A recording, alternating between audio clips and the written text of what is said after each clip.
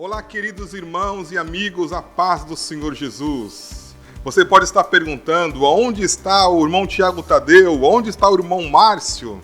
Eles estão em um período de descanso, nós estamos no mês de dezembro, mas o trabalho não pode parar, não é verdade? Mas antes, deixe eu me apresentar para vocês.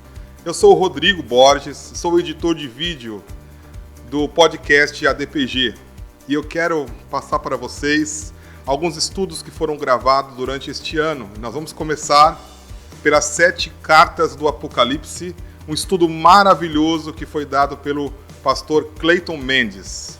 Neste momento, você vai assistir a primeira carta deste estudo, que é Carta à Igreja de Éfeso. Deus os abençoe. Um bom estudo.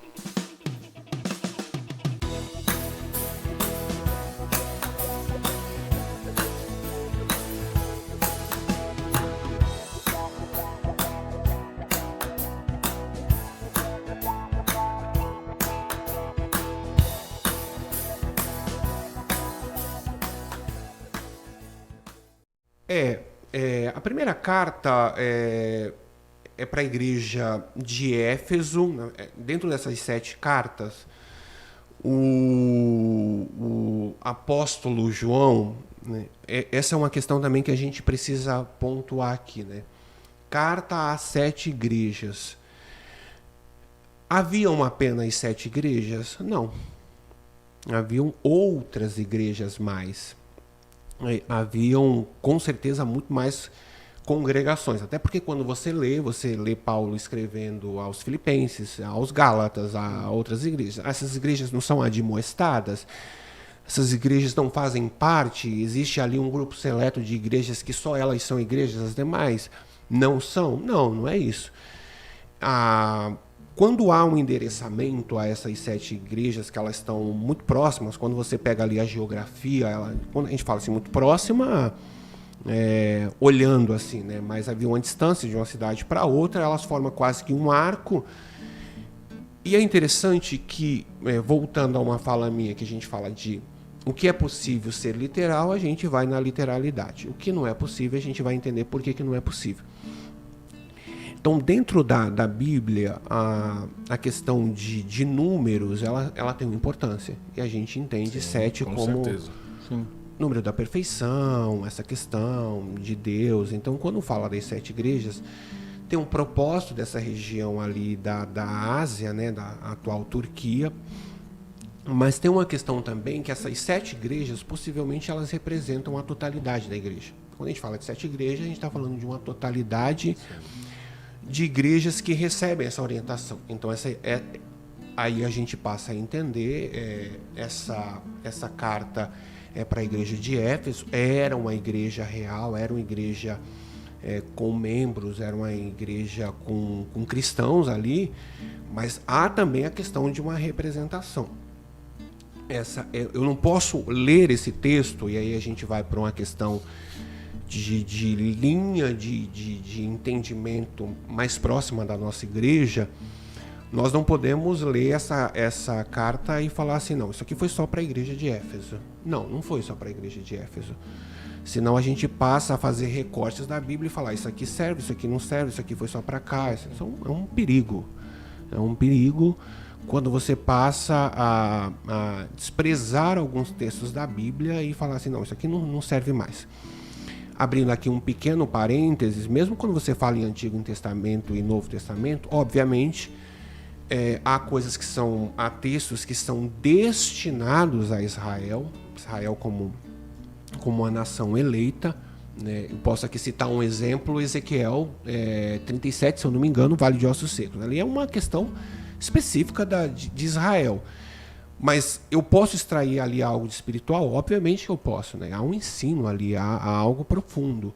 Há uma discussão hoje muito contextualizada e que acaba sendo usada de forma incorreta por alguns que pegam alguns textos da lei, de costumes judaicos e falam, olha, vocês falam que isso aqui é errado, então isso aqui do costume judaico, que não podia comer algum tipo de alimento, então vocês fazem isso aqui, isso é errado.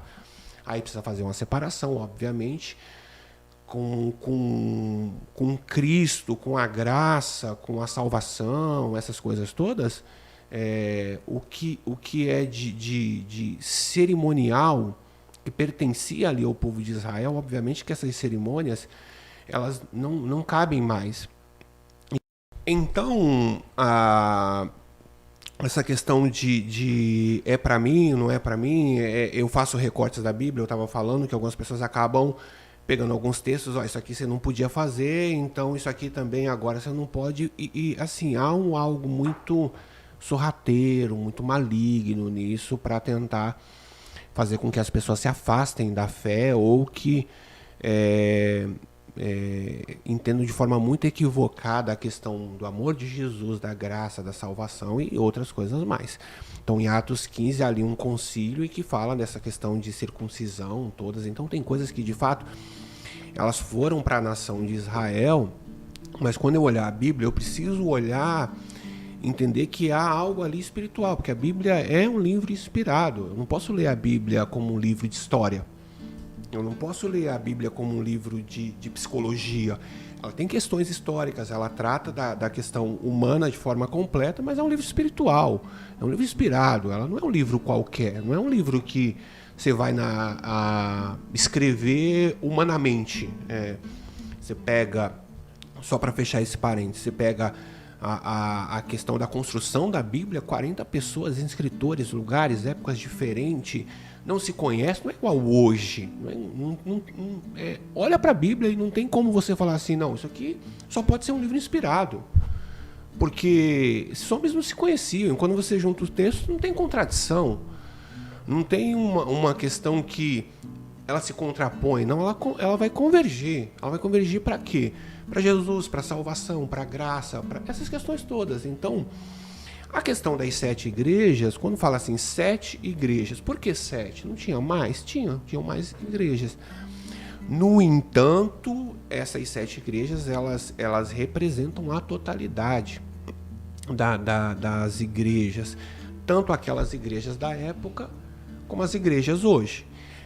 Há uma linha de estudo, inclusive de alguns pastores assembleianos que trazem essa questão, e de considerar cada igreja representa uma época. Então a igreja de Éfeso representa essa igreja apostólica, a igreja de Esmirna essa outra época, já a época de Constantino, quando tem uma aliança, ou melhor, a igreja de Pérgamo, a igreja de Laodiceia, quando você vem chegando e fala assim, a igreja de Laodiceia representa a época atual, que é uma igreja morna, é uma igreja que tem ali algumas questões que aparecem na igreja de Laodiceia, que a gente vai chegar lá. Eu respeito a linha de estudo, de pensamento. No entanto, eu acho que a gente tem que tomar um pouco cuidado quando a gente faz esse tipo de classificação, porque falar que a igreja atual é a igreja de Laodiceia, você acaba colocando tudo ali muito, muito junto, né? E se você pensar direito, e se você olhar para a palavra de Deus, você vai entender que a igreja de Corintos era uma igreja espiritual, mas uma igreja complexa, não era uma igreja assim simples. Não é uma igreja assim que você fala assim, Tiago Tadeu, você vai ser o pastor da igreja de Corintos. Você ia falar assim, tem misericórdia, Jesus, me ajuda. Márcio, você vai ser o pastor da igreja de Corintos e você vai chegar lá, vai ser o seguinte, vai ter facção lá, tá? Vai ter uns que vão falar assim, olha, eu sou de Paulo, eu sou de Pedro, eu sou de Apolo, divisão total. Eu sou de Jesus. Sendo que o principal grupo ali, opositor, eram os que falavam assim, eu sou de Jesus. Porque assim, tipo assim, ninguém vai mandar em mim. Aqui é o seu pastor, meu pastor é Jesus. Então, quando você faz esse recorte por épocas, e você coloca a igreja atual como Laodiceia representando a igreja atual, você pode fazer isso, fazendo as considerações, obviamente, só que de forma categórica, olha, é assim, assim, assim. E eu prefiro tomar um pouco mais de cuidado, porque a história da igreja mostra que ao longo de toda a construção você vai ter igrejas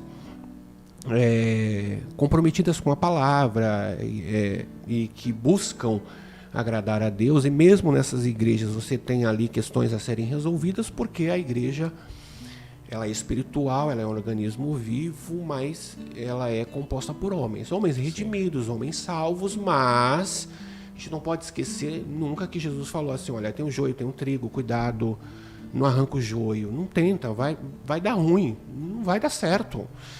Então tem essas questões.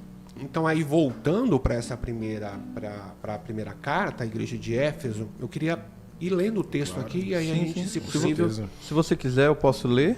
Por favor. Você só me diz o número de versículo e aí você faz as considerações. A gente pode fazer a leitura até o final da carta e aí a gente vai comentando, depois da sua leitura a gente faz alguns apontamentos. Escreve ao anjo da igreja de Éfeso: isto diz aquele que tem na sua destra as 7 estrelas, que anda no meio dos 7 castiçais de ouro. Conheço as tuas obras e o teu trabalho e a tua paciência, e que não podes sofrer os maus. E pusestes à prova os que dizem ser apóstolos, e não são. E tu os achastes mentirosos, e sofrestes, e tem paciência, e trabalhastes pelo meu nome, e não te cansastes. Tenho, porém, contra ti que deixaste o teu primeiro amor. Lembra-te, pois, de onde caístes, e arrepende-te, e pratica as primeiras obras. Quando não, brevemente a ti virei, e tirarei no seu lugar o teu castiçal, se não te arrependeres. Tens, porém, isto, que odeia as obras dos nicolaítas, os quais também odeio. Quem tem ouvidos, ouça o que o Espírito diz às igrejas. Ao que vencer, dar-lhe-ei a comer da árvore da vida, que está no meio do paraíso do meu Deus. Amém. Então, primeira carta à igreja de Éfeso, como leu aqui o irmão Márcio, tem algumas coisas importantes a serem destacadas, principalmente que Éfeso era uma cidade extremamente importante. E como a gente está na região da Baixada Santista, a gente pode fazer essa comparação facilmente, né? Éfeso era uma igreja, uma cidade litorânea, portuária, uma cidade de um fluxo de gente muito grande, né? E cidade portuária, ela apresenta alguns problemas, não era diferente com Éfeso. Então entra muita gente, sai muita gente, tem comércio, tem várias coisas, e Éfeso tinha uma característica. Quando você lê a carta de Paulo escrevendo aos Efésios, essa característica ela aparece. Ela aparece em Atos 19 também, nas viagens missionárias de Paulo. Éfeso foi uma igreja que, apesar que aqui é uma igreja que não tem uma exortação tão dura como outras igrejas, apesar de falar de abandono do primeiro amor, né, Éfeso tinha uma questão de exigir uma presença de uma liderança para ir conduzindo, para ir pastoreando, porque era uma igreja dada, não a igreja, a cidade dada à feitiçaria. Então, quando você lê, por exemplo, Efésios capítulo 6, que fala dessa armadura, fala dos principados, fala das potestades, é uma característica daquela cidade. É uma cidade dada à feitiçaria, é uma cidade... quando você lê ali em Atos, por que tem a briga ali? Por que tem um movimento? Por que tem uma confusão? Porque as pessoas acabam se convertendo, as pessoas começam a se converter, e ali tinha um comércio de venda de nichos religiosos. E essas pessoas falam assim, eu dependo disso aqui agora, a minha fonte de renda é essa. E agora vem esse Paulo e acaba dizendo que esses deuses feitos por mãos humanas não são deuses coisas nenhuma. E as pessoas acabaram ficando, os que comercializavam isso, revoltadas. E aí tem uma grande confusão ali, começam a gritar, olha, Diana dos Efésios, tem um templo ali, é um lugar de adoração a deuses estranhos. E essa cidade é extremamente importante, então é uma cidade portuária, tem muita gente, entra muita gente, dá artes mágicas, tem um negócio místico.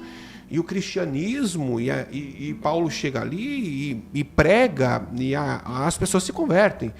Mas é uma cidade complexa. Tanto é que das cidades onde Paulo passa, Éfeso é a cidade em que ele fica mais tempo. Ele fica ali quase 3 anos. Tem uma escola em Éfeso, tem um lugar onde ele se reúne para ensinar as pessoas. As pessoas depois levam os seus livros, queimam ali. Se você somar uma importância de dinheiro, fazendo uma conversão para hoje, uma importância gigantesca de dinheiro. As pessoas queimam ali, as pessoas acabam abandonando isso tudo. E essa cidade tem essa marca, uma marca de ser uma cidade importante, de ser uma metrópole. E aí João agora tem a revelação, essa é a primeira carta. Eu vou aqui abrir mais um parênteses, acho que é algo que a gente pode fazer, é algo que é comum a todas as igrejas. E algo que difere em algumas igrejas, e a gente volta para Éfeso. Então, o que é comum? As cartas são endereçadas ao anjo da igreja. Há muita discussão, assim, quem é o anjo, quem são, mas assim, é quase que aceito por todos que o anjo é o pastor da igreja, é o mensageiro da igreja, porque a palavra anjo ela não difere no original da forma que ela aparece em outros lugares, angelos. E quando você lê em outros textos, Hebreus e outros mais, está falando de anjo como um ser espiritual. No entanto, essa é uma outra questão, né? Quando você lê o texto, mesmo no original, você precisa entender ali o contexto para não forçar a interpretação, essas questões todas.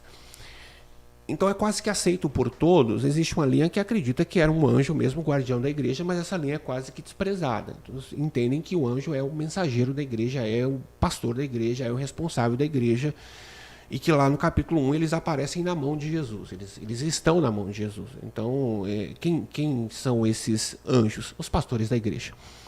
Outra questão que aparece em todas as igrejas, isso aparece para todas, na apresentação de Jesus, após ele se apresentar de uma forma ou de outra, ele fala assim: eu sei as tuas obras. Isso aparece em todas as igrejas. Todas.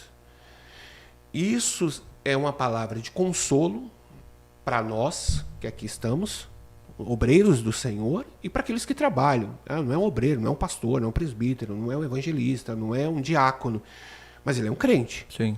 E ele faz algo para Jesus. E o escritor aos Hebreus fala que Deus não se esquece, Deus não é ingrato. Então, quando a cada uma das igrejas, na sua apresentação, Jesus fala assim: eu sei as tuas obras. Amém.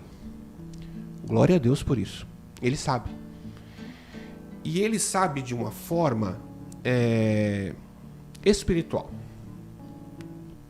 Por que eu estou falando isso? Porque lá na carta aos Coríntios, fala que naquele dia será manifesto os desígnios do coração. Porque fazer... A motivação, né? Perfeito. Porque fazer, nós podemos fazer. Mas o desígnio do coração será revelado naquele dia. Glória a Deus. Esse negócio de coração é um caso sério para a igreja. Não é o quanto você faz, é como. Exatamente. Para quem. A glória está indo para quem? Isso a gente trabalha muito, e eu acho que a gente deve se incluir dentro desse contexto. A gente trabalha muito na igreja, acha que faz muita coisa para Jesus, e com o passar do tempo você começa a trazer a glória. Tiago Tadeu nos contou aqui uma história que um pastor mais antigo falou para ele assim: Tadeu, nunca se elogie. Nunca se elogie, tá correto? Certinho. Português? Nunca fique se vangloriando ou falando dos seus feitos. Então eu vou repetir isso daqui, aí você corta do se glorie. Nunca fale dos seus feitos. Permita que alguém um dia fale, que o nome de Jesus seja glorificado através de outros, mas nunca, porque a gente é a linha, né? Sim. Uma glória que você traz para você, aquilo se torna, aquilo é bom porque as pessoas vão aplaudir você. Nossa, estão me aplaudindo porque eu lavei um banheiro, que bacana. Só que aí entra a questão que ele falou: com qual motivação você lavou o banheiro? Isso. Qual foi o propósito? E é por isso que ele entrou nesse assunto que é maravilhoso. Eu sei as tuas obras. Dá um tema isso aí, hein? A motivação. Porque Jesus faz questão de falar a cada uma das igrejas: eu sei as tuas obras. Nós temos dois caminhos. Às vezes parece que caiu no esquecimento. Não caiu. há um propósito verdadeiro, foi feito para a glorificação de Deus, Glória a Deus. não caiu no esquecimento. Maravilhoso. Não caiu. Deus conhece as nossas obras. Aleluia. E essa questão que vocês trouxeram é extremamente importante. Tanto é que no Salmo 19, se eu não me engano, o salmista fala assim: Senhor, livra-me dos pecados que me são ocultos, livra-me também da soberba, porque então eu ficarei livre de um grande pecado. Então ele falou assim: me livra da soberba. É uma oração de alguém que quer caminhar na presença de Deus. Porque nós fazemos, e essa questão do elogio, e aí você pega, acrescentado a isso, a questão de que nós somos dados à vanglória. Você pega o homem e em algum momento, se ele deixa de vigiar, deixa de entender que o que ele faz, e se faz bem feito, é porque Deus o capacitou, porque Deus o ajudou, ele pode entrar por esse caminho, que é o caminho do aplauso, é o caminho de vou me gloriar, eu sou alguma coisa. E aí a gente precisa fazer o quê? Olha para a Bíblia de novo, olha para a palavra. Procurando olhar para a palavra, a gente vai ter exemplos de homens, e aí a gente volta aqui para o texto, como o Paulo, que após uma grande cura, em um lugar, as pessoas chegaram, os deuses desceram aqui, aqui, tá Mercúrio, Júpiter, os deuses desceram aqui. O que eles fizeram? Não faz isso. Não faz isso. Pelo amor de Deus, não faz isso. Nós somos homens. Foi Deus que operou isso aí. A mesma coisa da cura do paralítico na porta do templo. Sim. Pedro fala o quê? Varões, porque vocês estão olhando para a gente, como se pelo nosso poder nós tivéssemos curado esse homem. Não, foi Deus quem fez. Mas para manter essa linha é preciso buscar, orar, ser um homem sempre espiritual. E mesmo assim a gente precisa vigiar muito. No começo da minha fala, quando eu disse que Apocalipse é um livro muito difícil, muito complicado, alguns grandes homens decidiram não escrever sobre o Apocalipse. Alguns grandes homens falaram assim: eu não vou escrever. Então você tem Spurgeon, que é um grande homem. Charles Spurgeon foi um grande teólogo. Falou assim: não vou escrever. Calvino, que com todas as divergências que a gente tem de linha de entendimento, foi um grande teólogo, e foi, mas assim, não vou escrever. John Wesley acaba escrevendo, mas incorre num erro grave de tentar datar algumas coisas. Então, é preciso em todo tempo olhar para a palavra, olhar para esses homens e tomar cuidado, buscando, voltando para o texto, que a todas as igrejas Jesus fala assim: eu sei as tuas obras. E isso é tão profundo, porque tem igreja que aqui existe uma exceção lá, né, de Laodiceia, que ela não tem uma palavra de elogio. É uma igreja que há crítica que aparece. Mas mesmo lá no começo do texto, assim: eu sei as tuas obras. Então, pontos em comum. A todos a carta endereçada ao anjo da igreja. Jesus fala para todas as igrejas: eu sei as tuas obras. E mesmo as igrejas que não recebem ali uma palavra de elogio, há uma promessa. Há uma promessa para elas. Uma promessa maravilhosa, uma promessa linda. Você olha para cada uma dessas promessas e fala: meu Deus, glorificado seja o teu nome, Senhor. Você olha assim e fala, como o irmão Márcio leu aqui, a questão de uma recompensa para a igreja de Éfeso. É algo glorioso. Então há uma recompensa. Há uma recompensa espiritual. Nós podemos receber muitas coisas aqui. Nós podemos receber inúmeras coisas. Mas nada se compara ao que nós vamos receber quando da vinda de Cristo, quando do arrebatamento, quando a igreja for arrebatada, quando nós estivermos lá. Não tem comparação. Nessa esfera aqui não tem comparação. É isso aí. Absolutamente nenhuma. Isso nos move, isso enche o nosso coração de gozo e nos faz querer servir a Cristo e querer continuar nessa caminhada. Então esse é um ponto comum. Existe algo que é quase comum, que é a questão do elogio. Excetuando a igreja de Laodiceia, que não recebe esse elogio. Uma igreja que, nós vamos chegar nela, já vem essa questão de uma fala mais dura para a igreja. Uma fala mais pesada para a igreja. E existem as igrejas que não recebem essa palavra de censura, colocando assim, né? Esmirna, Filadélfia, não tem essa palavra assim, propriamente dita. Mas você tem esses pontos comuns que acabam acontecendo e uns pontos que são quase comuns, excetuando uma ou outra igreja. Aí, a partir disso, a gente pode voltar aqui para a carta aos Efésios, essa igreja tem algumas questões que a gente pode considerar. Após essa questão aqui de apresentação ao anjo da igreja de Éfeso, isso diz aquele que tem na sua destra as 7 estrelas, que é uma representação dos pastores, e que anda no meio dos 7 castiçais, tem assim, essa questão, eu sei as tuas obras, e o teu trabalho, e a tua paciência, e que não pode sofrer os maus, e puseste à prova os que se dizem ser apóstolos e não são, e tu os achaste mentirosos. Essa questão de eu sei do teu trabalho e da tua paciência, também são questões assim que podem ser destacadas. Porque a questão, eu sei o teu trabalho, não é um trabalho tão comum assim. É um trabalho, quando você lê o sentido assim, eu sei que você trabalha até a exaustão. Não é um trabalho comum. Sim. Não é. Então, a igreja de Éfeso, eu sei, vocês trabalham até a exaustão, eu sei disso. E uma outra questão é assim, eu sei a tua paciência. Eu acho muito interessante, muito recorrente eu falar isso, que a palavra paciência, às vezes ela é confundida com um estado de Ficar parado. ficar parado, de letargia, essas questões assim. Não é. A palavra paciência no original grego é você estar ou ser capaz de suportar uma adversidade e continuar perseverando. Então, a imagem que a gente pode construir é o quê? Você está com uma carga muito grande em cima de você, mas você está resistindo. E você continua, você persevera. Então, quando Jesus fala assim, João, a igreja de Éfeso, eu sei as tuas obras, eu sei o teu trabalho, eu sei a tua paciência. Então, denota um cenário de adversidade, em que eles estão ali, estão pondo à prova os que se dizem ser apóstolos e não são, e vocês acharam eles mentirosos, são os falsos mestres. E aí eu volto para falar aquela questão. A questão de falsos ensinos, ela não nasce agora. Sim. Ela não é de hoje. Sim. Nasceu aqui com a igreja X, Y ou Z. Não. Quando você olha lá para o início, já existia. Tanto é que a segunda carta de Paulo aos Coríntios é uma carta de defesa do apostolado dele. Sim, primeira carta aos Coríntios, ele corrige as coisas erradas. A segunda carta é uma defesa do apostolado. Ele está se defendendo enquanto apóstolo.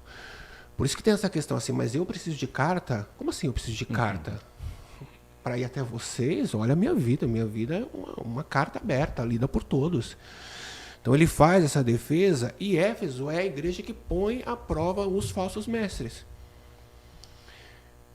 E isso para nós é uma questão que a gente precisa estar sempre atento. Voltando à questão, a gente hoje consome muito conteúdo. Muito. E tem algumas coisas que são que não deveriam ser consumidas, que não deveriam ser parte do cotidiano, né? Tem algumas coisas que não são. São ensinos heréticos, são questões que mais confundem. Eu acredito que esse mesmo é o propósito, é mais confundir do que edificar. E a igreja de Éfeso falou, aqui não. Os falsos apóstolos, vocês provaram ele e vocês rejeitaram essas questões dos falsos mestres. E aí vem porque eles foram achados mentirosos. E volta a falar da paciência, do trabalho. Olha, e tá tudo indo muito bem. Até o versículo 4. Aí ele fala assim, olha, tenho porém contra ti. Se nós fôssemos aqui fazer uma análise dessa virada assim, né? Então a gente tem aqui uma oração coordenada, adversativa com um porém. É mais ou menos assim, olha, você é isso, você é um grande homem de Deus, porém... Entretanto, mas... Aí entra uma outra questão. Porém, eu tenho algo contra ti. E não é algo simples. Eu tenho contra ti que você deixou o primeiro amor. A palavra caridade, às vezes, ela tem um sentido muito de um amor em prática. Então, quando a gente fala assim, caridade, amor prático. Em muitos desses textos, a palavra que aparece é ágape, é agapao, é assim, é um amor que vocês deixaram, é o amor de Deus, é o amor genuíno, é o amor sem interesse. Então, essas questões. Isso mostra uma igreja que sofre, que põe à prova, que tem paciência, que faz muitas coisas, mas ela deixa a essência. Qual que é a essência? É o amor. Quando Paulo escreve aos Coríntios, primeiro aos Coríntios 13, o texto encerra de que forma? Ora, permanecem, pois, agora a fé, a esperança e o amor. Esses três, mas qual é o maior deles? O amor. É o amor. E isso é uma exortação, porque o deixar aqui, olha, tenho, porém, contra ti que deixaste a tua primeira caridade. A questão do texto, ela é profunda pelo seguinte: mostra uma ação deliberada. Quando a gente for avançando nas outras cartas, a gente vai ver que algumas coisas ocorrem, mas elas não têm essa ação deliberada. Mas a igreja de Éfeso, de forma deliberada, abandonou o primeiro amor, abandonou essa primeira caridade. Não é algo que ocorre por causa de um evento ou alguma outra coisa, não. Deliberadamente. É como se hoje nós, de alguma forma, deliberássemos. Olha, a partir de amanhã a gente não vai mais para a igreja, não congrega mais. Tá? É algo deliberado, é uma ação. Deixaste a tua primeira caridade. Existe uma discussão se isso fala de um amor qualitativo ou na verdade, de uma questão mais quantitativa. Se refere ao início da igreja, se refere a esse amor mais genuíno, mas é quase que unânime a interpretação que fala de um amor genuíno nessa questão que é abandonada. Então, uma igreja que acaba tendo várias qualidades, mas quando vem a advertência, quando vem a demonstração, é em algo que não é possível de se levar a uma discussão.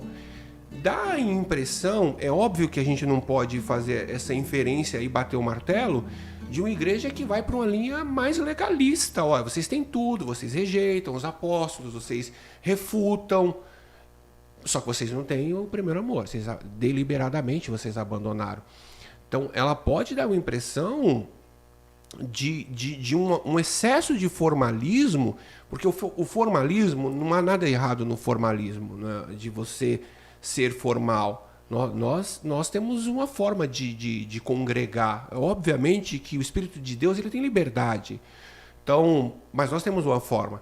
Nós oramos, nós cantamos o hino da harpa cristã, nós lemos a palavra, mas quantos cultos vocês já participaram que você levanta da oração e o Espírito de Deus move o coração do dirigente, quem está ali, e acontece algo diferente. Nós somos surpreendidos, então existe sim uma formalidade, existe uma ministração da palavra, existe uma ministração para oferta, existe um convite para as pessoas entregarem a vida para Cristo. Mas quando o formalismo ele suplanta o amor, alguma coisa está errada. Quando o formalismo ele suplanta, ele é maior do que a misericórdia, do que essas questões da compaixão, alguma coisa está errada. Por isso que a igreja de Éfeso ela é advertida. Vocês caminham bem, vocês têm paciência, vocês trabalham até a exaustão. Mas eu tenho, porém, contra ti que vocês deixaram a primeira caridade. Então essa é uma advertência que ela não é qualquer coisa, ela é uma advertência que serve para nós olharmos para a nossa vida. Nós falamos aqui do desígnio do coração. E tudo que a gente faz precisa ser fundado ou fundamentado no amor de Cristo. O amor que foi derramado no nosso coração pelo Espírito Santo que nos foi dado. Então, por que nós gravamos um podcast? Por causa do amor de Cristo.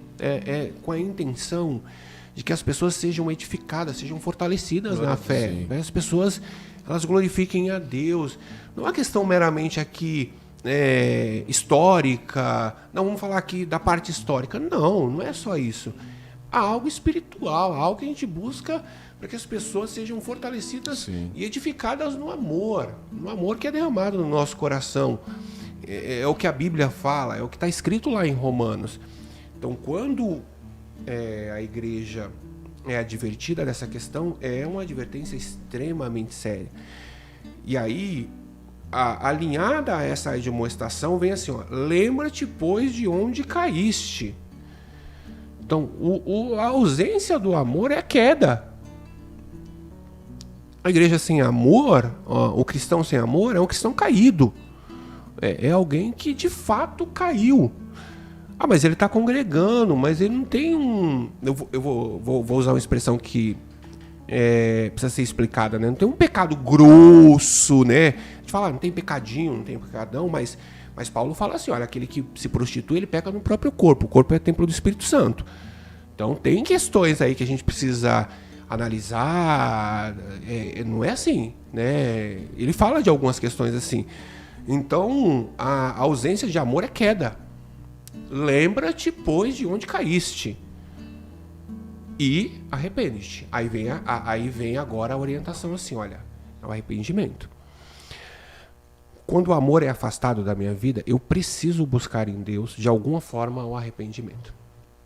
E aí eu me lembro muito da parábola do filho pródigo. Ele sai, ele vai, ele gasta... Ele é pródigo porque ele gasta, né? Ele dizima a sua herança, mas em algum momento ele se arrepende. Em algum momento algo espiritual acontece. E aí ele se lembra. E ele se lembra quando ele olha para os porcos. Quando ele olha para a vida daqueles porcos e ele tem um desejo e ele fala, não é isso que meu pai tem para mim, não é isso. Na casa do meu pai lá, a pessoa mais simples está melhor do que eu. E aí ele... Olha como surge no coração. Olha como é no coração que as coisas vão surgindo. No espírito da pessoa quebrantado. Ele não precisa chegar lá para falar assim, pai, eu pequei contra ti. No coração dele há um arrependimento. Sim. Pai, pequei contra os céus e perante ti.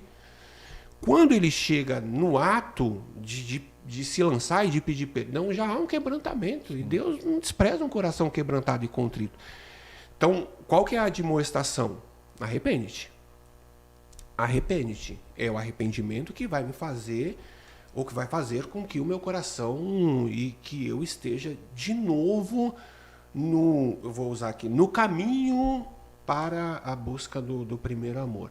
Às vezes esse primeiro amor ele é colocado de forma como quase que inatingível. Não, é aquele primeiro momento da conversão. Só que a gente não pode se contentar ou falar assim, não, é aquele primeiro momento da conversão, depois vai apagando mesmo. Não é. Não é assim. Se ele está se apagando, se está se afastando, há alguma coisa errada. Aí eu preciso olhar para a igreja de Éfeso. Né? E a gente acaba confundindo muito essa questão de fazer, a gente valoriza muito, porque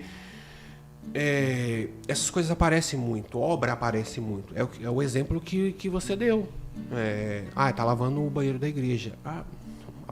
Isso aparece, as pessoas veem. Mas o amor verdadeiro, ele só é tangível através de ações genuínas, ações verdadeiras. Então, o amor, como é que você vai pegar? Ele é concreto, o amor? É diferente de uma obra. Mas o amor precisa tornar-se concreto. De que forma? Através do meu serviço, através daquilo que eu faço para servir a Cristo. E eu vou servir a Deus através dos outros, através das pessoas. Né? Eu vou servir a Deus. É óbvio que aqui eu estou falando, eu sirvo a Deus com a minha vida, mas é alcançando o outro, é amando o outro, é levando a carga um dos outros, que é o que está escrito, e glorificando a Deus e me abstendo das coisas que são reprovadas pela palavra, e aí eu vou caminhando. Então, a ausência de amor pode fazer com que a igreja seja puramente formal, puramente, eu vou usar uma expressão até pesada, legalista, mas sem a essência pura do Evangelho. Porque o Evangelho, ele surge, é óbvio que na presciência de Deus, o Cordeiro foi sacrificado antes da fundação do mundo. Né? Deus não foi surpreendido por causa da queda, obviamente que não. No entanto, o texto diz que Deus amou o mundo, de tal maneira que deu o seu Filho unigênito. Então, o amor, ele está na base. Então, eu não posso me afastar disso. Eu não posso me tornar um crente meramente formal. Eu dou meu dízimo, eu vou nos cultos do dia da semana, vou na escola dominical. Mas se no meu coração, a minha vida, não exala o amor de Cristo, eu, na verdade, caí. Lembra-te, pois, de onde caiu. Isso é muito sério, né? É muito sério. Essa é uma advertência muito séria, que a gente precisa olhar. Mas a carta acaba avançando e aí tem assim, tens porém contra ti, antes disso ele fala, se arrepende e pratica as primeiras obras, quando não brevemente a ti virei e tirarei do seu lugar do castiçal, se não te arrependeres. É uma advertência para a igreja, eu tirarei você. Os castiçais representam ali a igreja. Sim. E fala assim, tens porém isto, a partir disso, mais uma vez vem a questão do arrependimento, é uma questão de reforçando, fala assim, olha, temos porém isso que aborrece as obras dos nicolaítas, as quais eu também aborreço. Então ele aborrece os falsos mestres, ele aborrece os nicolaítas. Os nicolaítas vão aparecer em outros lugares. Qualquer tipo de interpretação, ou qualquer fala em relação aos nicolaítas, é mais no campo da hipótese. Não se sabe muito bem, né, quem eram os nicolaítas. O que se sabe é que a época dessas cartas, e mesmo quando a gente lê no Evangelho, existem muitos partidos, né? Então, partidos religiosos e partidos de ordem política também. Então, Roma, né, a forma de Roma governar propicia isso, mas a própria religião, a própria forma de comunidade ali, ela também propicia esses negócios de partido. Então tinha o partido dos fariseus, tinha o partido dos saduceus, são partidos religiosos, tinha o partido dos essênios, então, tem os essênios aqui, tem esse daqui são dos zelotes, tem esse aqui são os herodianos. Quem são os herodianos? São os seguidores de Herodes. Mas os nicolaítas, a gente não sabe muito bem quem são os nicolaítas. O que nós sabemos é que eles pregam algo que é contra a palavra. Sim. E que a igreja de Éfeso rejeita os nicolaítas. Fala assim, não, rejeita os falsos apóstolos, rejeita os nicolaítas, então isso é algo que nós devemos olhar e também trazer para a nossa vida, voltando à nossa questão de muita coisa consumida e muita coisa que às vezes passa sem filtro por a gente, e que a gente precisa entender. Isso aqui, a palavra, a Bíblia nos dá orientação de como fazer. Então você tem que provar, tem que... quando fala lá da questão da profecia, não é propriamente lá do profeta, assim, mas a mensagem está de acordo com a palavra, não está de acordo. Sempre partir desse princípio. Nenhuma profecia, nenhuma ministração, nada pode ser contrário à palavra. Se for, rejeita. Mas assim, de forma muito sumária. Se alguém falar assim, olha, eu tive uma revelação, ouça a revelação. Apocalipse é uma revelação. Se ela for contra a palavra, rejeite. Rejeite imediatamente. Ela é contra a palavra. Nada é superior à palavra. Nada. A gente pode ter uma grande pregação, um grande movimento, mas se não estiver de acordo com a palavra, rejeita. E os nicolaítas, mesmo não sabendo, mas podia ser algum tipo de seita, algum tipo de partido.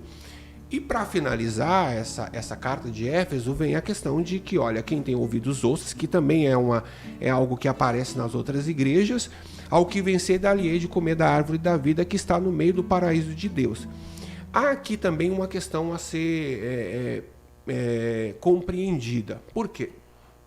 Algumas pessoas acreditam, há uma linha que fala sobre isso, que comer da árvore da vida que está no meio do paraíso de Deus é uma linha que eu particularmente, alguns dos escritores da casa publicadora também não vão por essa linha, que haveria necessidade, mesmo na vida eterna, de que você ficasse comendo esse fruto constantemente para ter a vida eterna. Eu particularmente não concordo. Não concordo. A gente vai receber, segundo lá Coríntios, um corpo glorificado, e aquilo que era corruptível vai se revestir de incorruptibilidade, aquilo que é mortal vai se revestir de imortalidade. Ponto final. Acabou.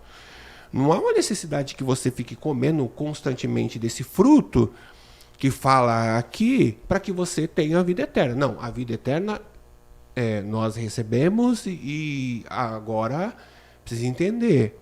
Mas o que é esse comer? a maioria dos comentaristas do livro do Apocalipse fala que quando diz assim, olha, ao que vencer dali de comer da árvore da vida que está no meio do paraíso de Deus, há uma comparação ali com o Gênesis. Não tem como você não ir a Gênesis, que ali havia essa questão da árvore, que havia ali uma condição, mas é uma condição diferente de nós pós-arrebatamento, recebimento de um corpo glorificado. Então aqui é entendido como uma questão de vida eterna. Então, ó, vocês vão comer constantemente da árvore da vida, então está falando, ao que vencer vai receber a vida eterna. Aos que receberem, aos que forem até o fim, aos que permanecerem firmes, vocês vão receber a vida eterna. Então essa é uma interpretação muito mais aceita do que a questão da necessidade de você ficar de forma recorrente tendo que comer de um fruto mesmo, nessa questão no paraíso de Deus, para que você mantenha a sua vida eterna. Eu particularmente, e os comentaristas do livro do Apocalipse, nós temos alguns homens que comentam alguns livros, particularmente, e mesmo os comentários bíblicos publicados pela Casa Publicadora da Assembleia de Deus não tem essa compreensão. Então eu acho que aqui a gente acaba fechando, né, a carta à Igreja de Éfeso. Eu acabei até me estendendo um pouquinho mais no comentário, mas para a gente entender a importância dessa cidade. Éfeso é uma cidade importante e ela abre porque dentro, quando você olha o mapa, tá tipo num arco. O viajante ou aquele que leva a carta, o primeiro lugar é Éfeso. E depois ele vai prosseguindo nas demais, até chegar na última e percorrer todo. Mas Éfeso tem essa importância por causa da carta aos Efésios, por causa da escola que tem ali, porque Paulo ficou lá 3 anos, porque é uma igreja, uma cidade dada às artes mágicas, às feitiçarias e tudo mais, e recebe muitos elogios, mas uma exortação que é uma exortação bem pesada.